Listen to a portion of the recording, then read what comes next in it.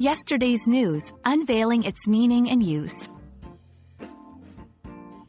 Hello and welcome to today's English language learning adventure.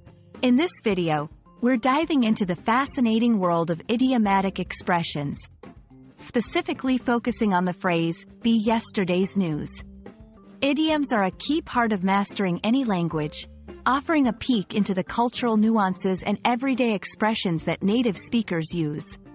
So, if you're ready to expand your English vocabulary and sound more like a native, you're in the right place.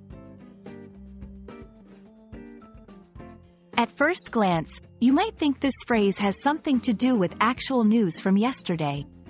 However, be yesterday's news is an idiom that means to become no longer relevant, interesting, or important. It's often used to describe something or someone that has lost their appeal or significance in the eyes of the public or a certain group. For example, if a new smartphone model is released, last year's model might quickly become yesterday's news, as all attention shifts to the latest technology. Understanding the origins of idioms can be as interesting as the expressions themselves. The phrase, be yesterday's news, likely stems from the literal idea that yesterday's newspaper is out of date and no longer of interest today, as it's been replaced by today's edition with the latest news and information.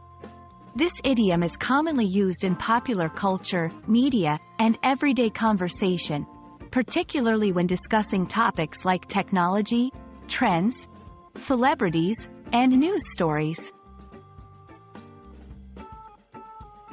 Let's put our learning into practice. Here are a few examples of how to use be yesterday's news in sentences. As soon as the new model was announced, my phone instantly became yesterday's news. He was a leading actor in the 90s, but in today's cinema, he's yesterday's news.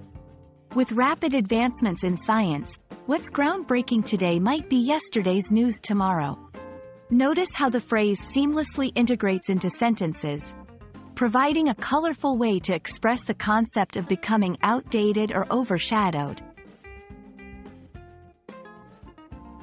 Congratulations on adding be yesterday's news to your repertoire of English idiomatic expressions. Remember, idioms like this one are a bridge to sounding more like a native speaker and understanding the language's cultural nuances. Keep practicing, and don't let your learning become yesterday's news. Thank you for joining me today, and I hope this video has been enlightening. Happy learning, and see you in our next video adventure.